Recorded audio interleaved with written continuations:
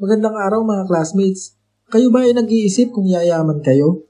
Pinagdududahan nyo ba ang sarili nyo at iniisip nyo na hindi na kayo magiging milyonaryo dahil sa edad nyo? Karaniwan kasing nangyayari sa isang Pilipino kapag siya ay may edad o matanda na, parang isinuko niya na ang pag-asenso at umaasa na lang siya sa anak niya na mabago ang kanilang buhay. Alam nyo mga classmates, hindi investments ang ating mga anak. At kung maaari nga o sa sarili kong opinion, mas maganda na kayamanan na ipamana natin sa kanila at hindi karunungan o pag-aaral lang. Ang typical kasing Pilipino, dahil mahirap siya at hindi gumawa ng paraan sa buhay, sasabihin nilang niya na pag-aaral lang at papamana niya sa kanyang anak. Okay naman yun mga classmates, pero hindi ba mas maganda na nakapag-aaral na ang mga anak natin, na pamanahan pa natin ang material na bagay na maaari nilang magamit kapag tayo ay wala na dito sa mundo. At para malaman natin mga classmates kung tayo ay aasenso ba o magiging milyonaryo o bilyonaryo ay makikita natin ito sa ating mga ginagawa. At ito ang pag-aaralan natin ngayon mga classmates kung ano ba ang habit ng isang milyonaryo o bilyonaryo. Una na dito ay lahat ng yumaman ay gumawa ng list nila bago simulan ang kanilang araw. Ikaw classmate, bago ka magsimula ng araw mo, alam mo na ba ang mga gagawin mo o may listahan ka na ba ng major work na kailangan mong ma-accomplish? Kung wala kang ganito classmate, sa tingin ko ay kailangan mong baguhin ang habit mo. Importante na sa araw-araw ay may checklist tayo ng mga gagawin natin para hindi yung kung ano-ano lang ang ginagawa natin. Maganda na may 3 to 5 major things that we need to accomplish on that day at siguraduhin natin na naka-align ang mga list na to sa pangarap natin. Ang ikalawang habit naman mga classmates na ginawa ng isang yumaman ay they keep track of their finances. Hindi nila hinahayaan na hindi nila namomonitor ang pera nila o ang assets nila. Maaaring wala pa tayong ganun kalaking pera o wala pa tayong assets sa ngayon. Pero hindi ibig sabihin na hindi na natin i-monitor ang mga pinagkakagastusan natin. Hindi pwedeng kung kailan lang lumaki ang pera natin ay saka tayo magtatrack ng finances natin. Mali ang ganun mga classmates dahil kung hindi tayo magtatrack ng finances natin ay hindi lalaki ang pera natin. Mahirap yung wala tayong idea kung kumikita ba tayo o hindi. Mahirap yung wala kang budget plan at gastos ka lang ng gastos kapag naisipan mo.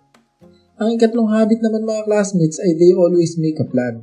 Katulad ng nasabi ko kanina sa point number 1 na gumagawa sila ng list na kailangan nilang trabahuhin, ang mga mayayaman mga classmates ay hindi kinakalimutan ng plano. Ikaw ba classmate, may plano ka na bang ma-achieve ang pangarap mo?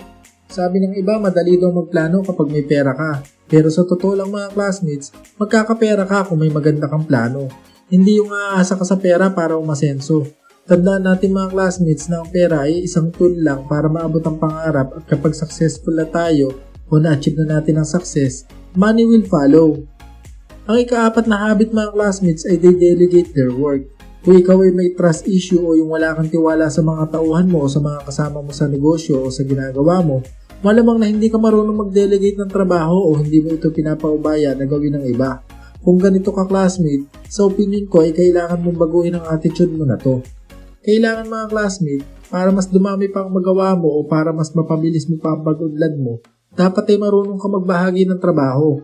Huwag kang matatakot na baka hindi niya gawin ng maayos ang trabaho na ibinibigay mo. Pero syempre mga classmates, sa umpisa ay kailangan mo siya i-guide para magawa niya ang gusto mong mangyari. At ang panglima o huli mga classmates ay they prioritize self-improvement and development. Ikaw classmate, ini-improve mo ba ang sarili mo para mas lumawak pa ang knowledge mo sa negosyo o sa career na gusto mo? O nagtitiwala ka lang na alam mo na ang lahat at hindi mo na kailangan ng pag-aaral?